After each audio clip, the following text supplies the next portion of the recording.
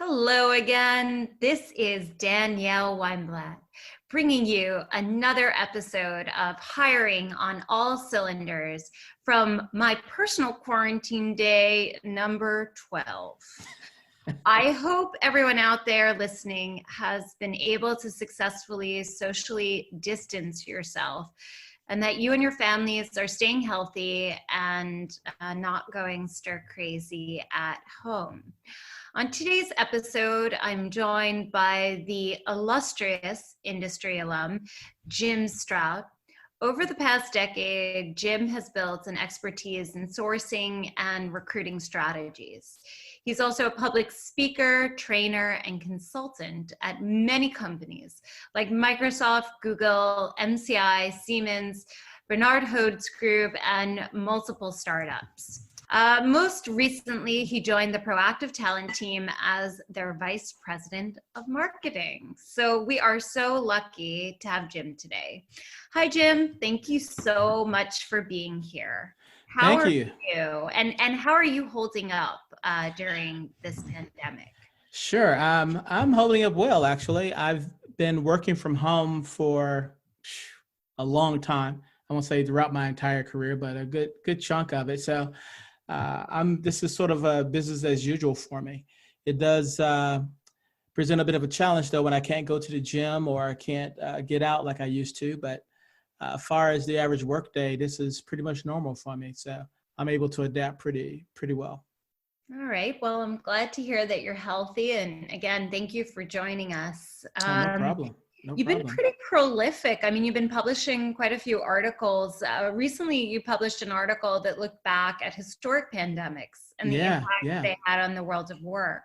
Apart from an obvious major loss of life and negative consequences associated with the Spanish flu, for example, you mentioned that there was a silver lining that can be found in all tragedy. Can you tell us a little bit about that article and elaborate on that for us? Sure. You can find it on the Proactive Talent blog. Basically, I looked at the bubonic plague. I looked at the Spanish flu. I looked at SARS. And of course, our most recent pandemic, the coronavirus. And I looked at how it affected the world of work. And then when possible, how it affected recruiting in general. And I saw some patterns. Generally, it works like this. There is the shock and awe of the pandemic hitting us all. And then there is an adjustment period. And then there are certain things that tend to happen across all pandemics. Businesses shutting down, labor shortage increasing, depending on how the economy was prior to, and then different innovations. So for example, in the 14th century, when we had the bubonic plague, it was about 170 million people or so died. This is during the 14th century. It was about 60% of the European population. At that time, it was very, very horrific. But some things that changed because of that pandemic was that wages soared because there was such a severe labor shortage because so many people had passed during that time. Yep. So that was that. You also had the birth of what we call modern capitalism, because during that time, the 14th century, you worked for a lord. Oh, yes, my lord. You worked on their land. And you did what you did for their land and their farm and whatnot. And then your payment was to get some land of your own. So instead of a glorified indentured servitude, so to speak, when the plague was over and things went to the new normal, there was a severe labor shortage. So people were able to do other things because other people were more than willing to pay money for their skills because they were in such short supply.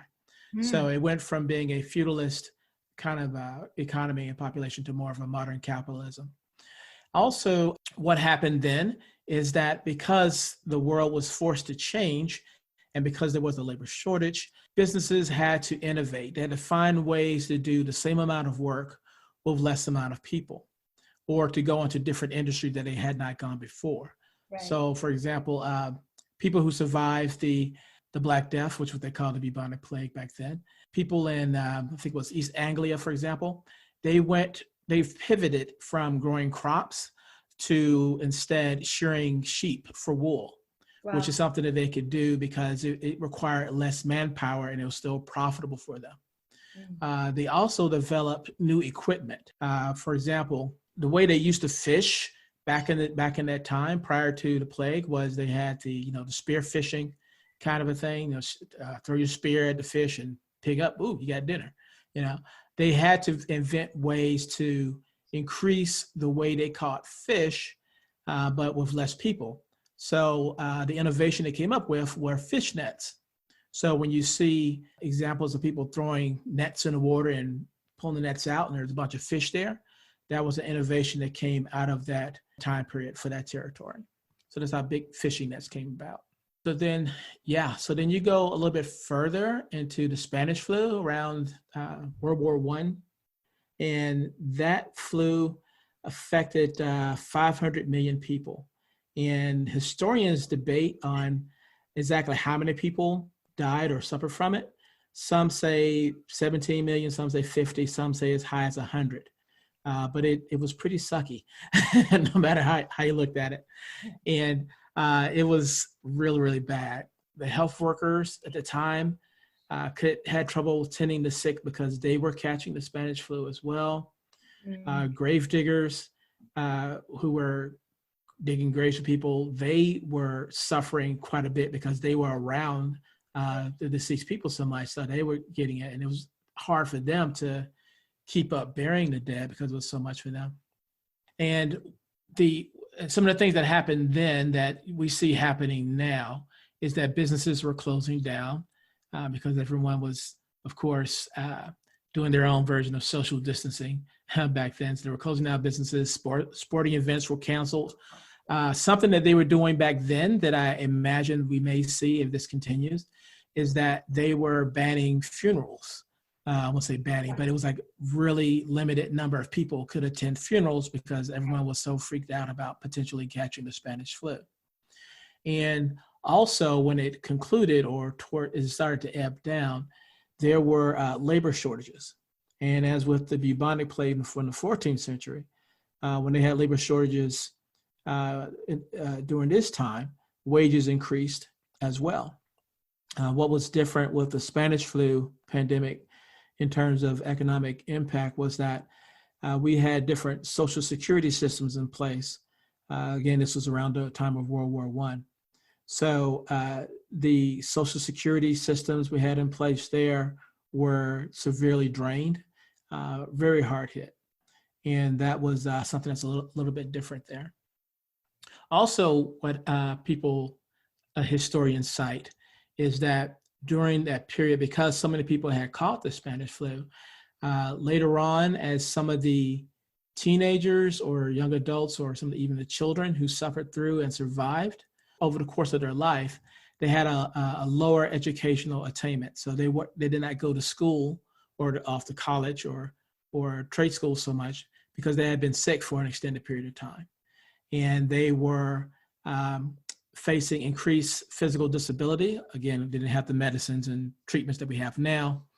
So they suffered a lot of physical disability. And because of the lower education and the trend of physical disabilities, they enjoyed a lower lifetime of income because they did not have the strength or the education to compete with others who made it through okay.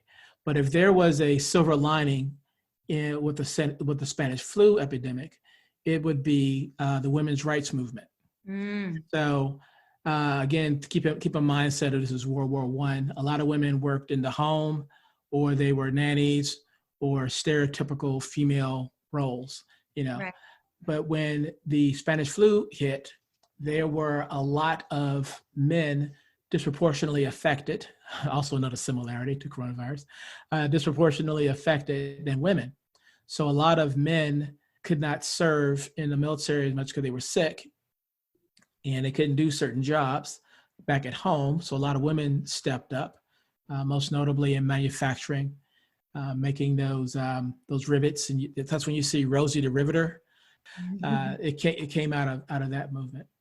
So because a lot of women were entering the workforce en masse for the first time, they started to flex economic power and also social power because because of their influence. And so some of their influence that they had was that they were able to argue and lobby for equal pay or something similar. I'll say that, but lobby for equal pay.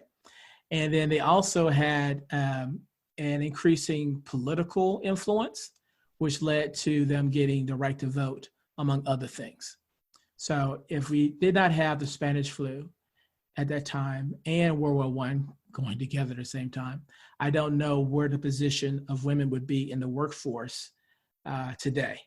So that's one kind of silver lining that you can get out of that. Interesting. Yeah. And then when I look at all that and I compare it to the coronavirus today, some of the similarities that I see between those two that I mentioned, the Spanish flu and the bubonic plague, but also things like I did mention like swine flu or H1N1 and others, is that overall, when there's a pandemic, people always have to change how they work.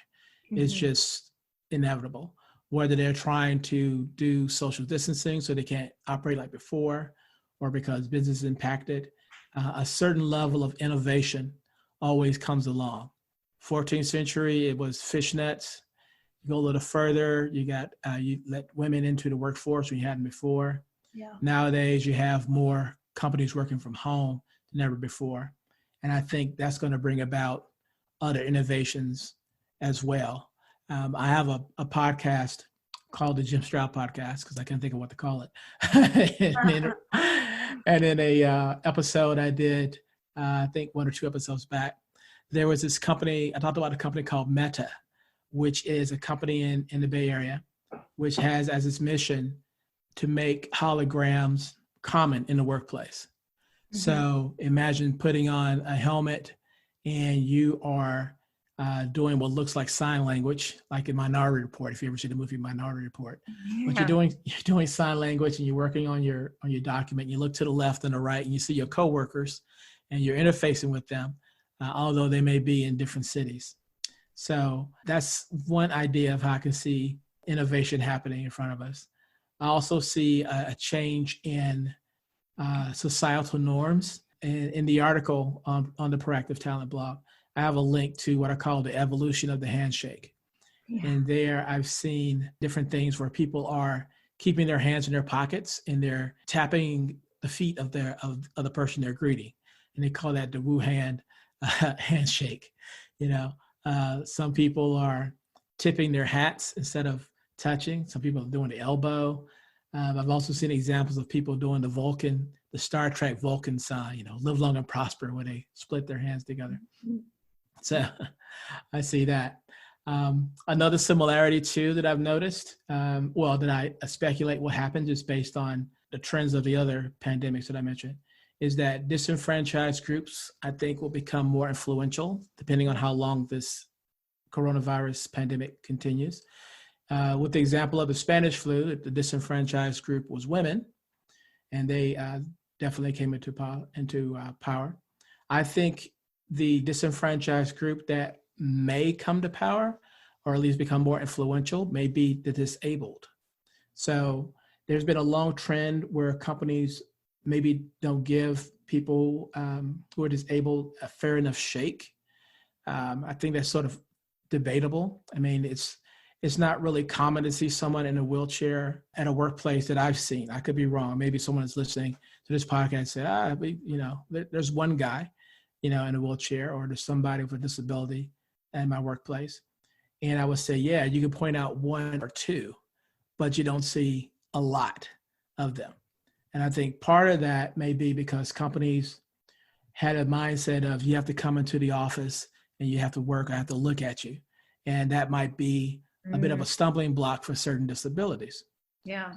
Well, one thing this coronavirus situation has proven is that a lot of people can work from home. And if someone is in that disabled demographic, presumably they have all the tools they need to do their work from home. So now it's more of an even footing for them to maybe find work, because companies are saying, okay, we have to let people work from home. And let's say this person X is disabled, and they say, well, I can do the work. I'm at home and you don't have to see me. And the company might not even know now that they are disabled in some way. So now they can truly compete with the wider audience, although it's a lot of competition out there.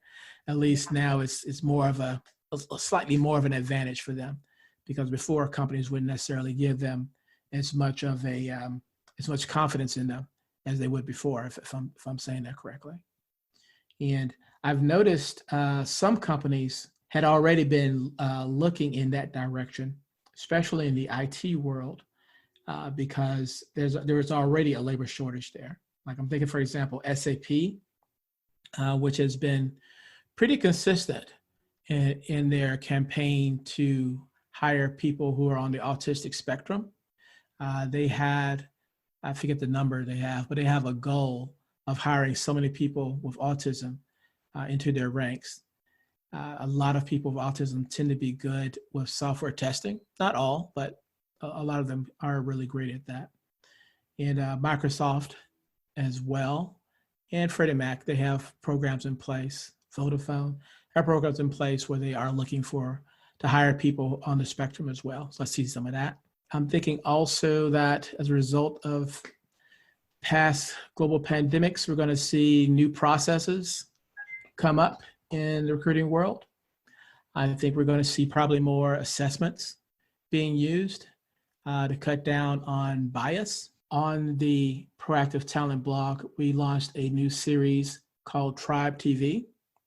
And Tribe TV, what it does is it sort of monitors and reports in a quirky manner, I may add, on the world of work. And the premiere episode, we talked about the coronavirus because that's what everybody's talking about. And one thing that was discussed was the rising bias and discrimination against Asians, not only in America, but around the world, because people are unjustly associating the coronavirus with them personally, thinking that they're all diseased because they appear to be Chinese, no matter what Asian country they may be descended from. And so one thing that was brought up in the video series was that the biases that people have outside of the office may eventually leak into your recruitment processes, because people are people. People aren't perfect, and people aren't necessarily good all the time. And so having a bias outside of the office towards that demographic might leak into your recruitment processes, whether you realize it or not, you know.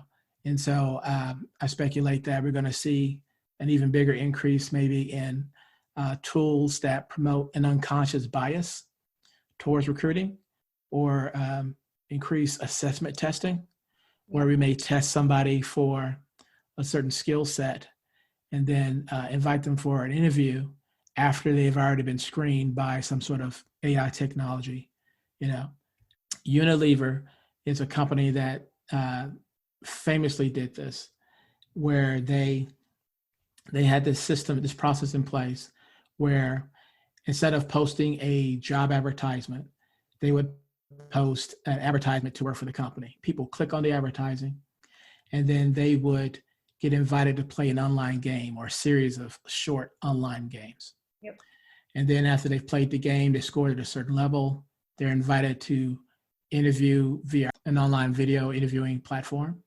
And then once they've passed that and scored at a certain level, at that point, they meet with a manager and they're hired on the spot. And they've hired about 600 people between 2018 and 2019 using that process. And also, I think it was Walmart, Jet, Goldman Sachs as well use a similar process to find people.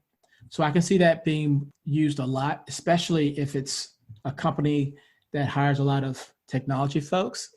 Since the Asian population makes up about 14% of the working population inside of tech companies, it's going to be really hard not to encounter them.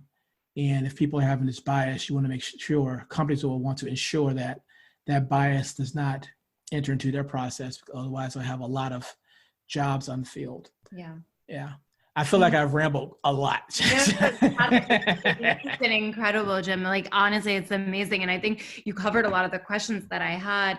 I'm curious though, do you think that anything like, these games that are supposed to measure your mental capabilities or your skills, or even some of the AI facial recognition technology, I mean, don't you think that that has some discriminatory aspects of it? I mean, I'd looked into this, and a lot of the technology right now, particularly for, facial recognition, it doesn't work that well, because even if your camera is not as good as somebody else's because of socioeconomic reasons, for example, you're going to get a worse read on the picture. And if you have a lower quality picture, it's hard to pick up micro expressions and other things in order to screen and assess.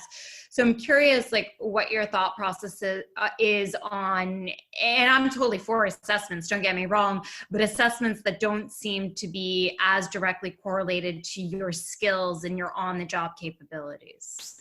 Sure. To that, there's always a tool that purports to be unbiased, to which I go, ha ha, because no matter how unbiased a tool supposedly is, there's always a human being that created the tool who has biases in there. I've seen some that are compelling, like this one tool called Tengai, which is a robot head, which seemed pretty compelling. I'm still not 100% convinced. I'm skeptical, but of the unconscious bias it supposedly prevents. So there's that.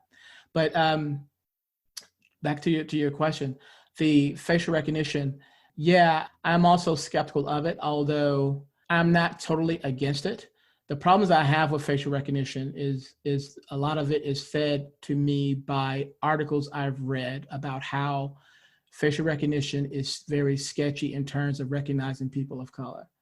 And for some reason, it just doesn't seem to work as accurately at all times with that. So there's that. But on the flip side, I have also read articles and seen examples of where it does work. And I've read research reports of how some cameras can not only read micro expressions, even if it can't pick up the micro expressions not that well. If the room is lit enough, the camera can pick up on the blood flow underneath your face. So if you are like embarrassed, but you have a good poker face, then the camera, there's software out there that you can get off the shelf that can pick up on the rush of blood underneath your skin and use that to determine your reaction as well. So my conclusion in all that, again, I feel like I'm rambling, is that I am all for using various tools in the process, seeing what works, but as long as it does not remove human judgment. That is the biggest concern I have with using any tool or becoming dependent on any tool or becoming overly dependent on any tool.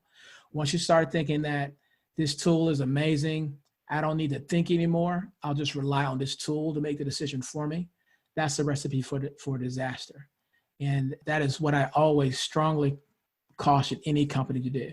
Use all the tools that are out there, test them all out, but do not have in your process something that removes human decision making, because human beings are just too intricate and too complex, and no machine to date can figure us out. Yeah, I mean, like, you bring up a good point, but then the problem is that removes the efficiency of these tools. And ultimately people start to use them as a crutch. Like, if I can use this automated assessment to tell me who I should be speaking with, then my recruiters will insert their human touch after the machine has done what it's done. And it's hard to tell at that point if you have like a smaller subset of candidates who's been discriminated against based on the algorithms from these tools.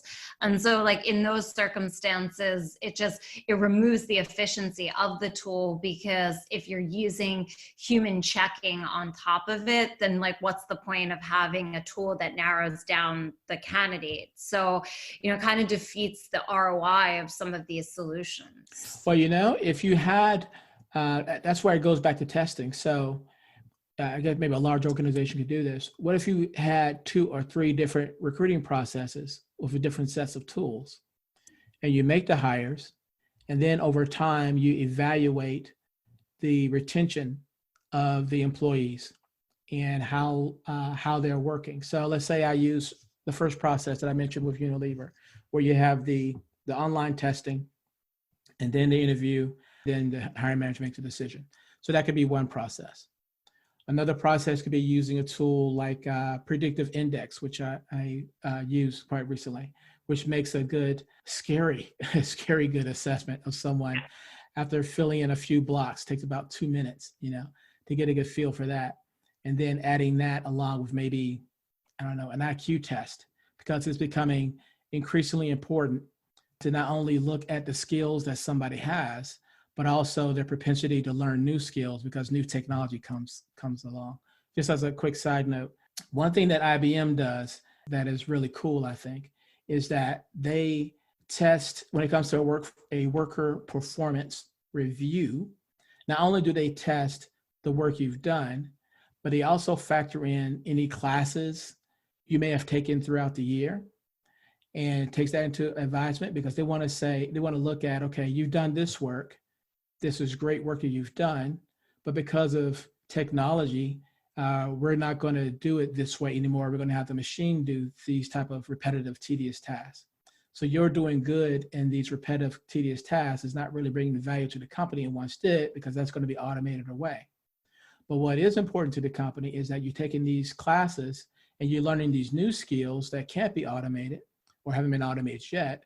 So because you've taken these new skills, you are increasing your value to the company. So now I'm going to increase we're going to increase your salary at a higher level because you've proven yourself not only valuable today, but potentially valuable tomorrow. So just a little tangent there. So whatever the recruitment process, have 2 or 3 different versions maybe, and then look 90 days later, are they still working there? Are they working at a great level of worker output? Cool. Then what was the recruitment process you used to hire these people?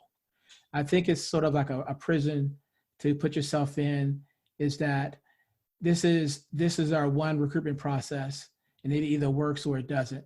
We have no other choice. So no, there are a lot of choices. Figure out 2 or 3 different processes if you can, or maybe alter them slightly and see which process works and measure it at 90 days, 6 months, and a year. And you're getting, whoever one is giving the most success, keep doing that. Did I answer your question? Because I feel like I went into a ramble there, which I do at times. Apologies, listeners. No, it's good. It's good. I love this. It's a great conversation. I really appreciate it. I do have one last question for you. Yeah. So, I mean, you've experienced so much. I'd love to know if you have any final words of advice for the sourcing and recruiting community, because that's mainly our audience here. So I'd love to know if you have any advice for them as we work together to get through this pandemic. Sure. Well, at the risk of sounding self-serving, check out the Proactive Talent blog, because I posted, among the different things I posted, is a list of resources that could be used to sort of weather this pandemic storm. Maybe you're a company and you're forced in a position to let your workers work from home where you maybe hadn't before, and you have no idea how to manage them. You have no idea about the resources that are available. Well, we have a resource deck available on our blog for that. If you are a remote worker for the first time and you don't know what you're doing, you're really faking it, and you want to look like you know what you're doing, definitely go to our blog. We have resources for that as well. I mentioned before Tribe TV.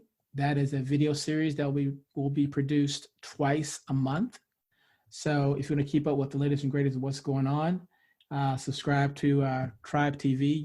You see it on our YouTube channel at Proactive Talent, or subscribe to our blog and get it that way to stay up to date on things. Excellent. Well, thank you so much, Jim. I really appreciate everything that you have told us today, all of your research, everything that you've done for the community. You are an icon. You have a lot of amazing advice for all of us. So again, we are super grateful to you for your time today, and hope you have a wonderful rest of your week, and that you make it through this duration, the duration of COVID-19, stronger than ever. Thank you for the kind words. Thanks for having me.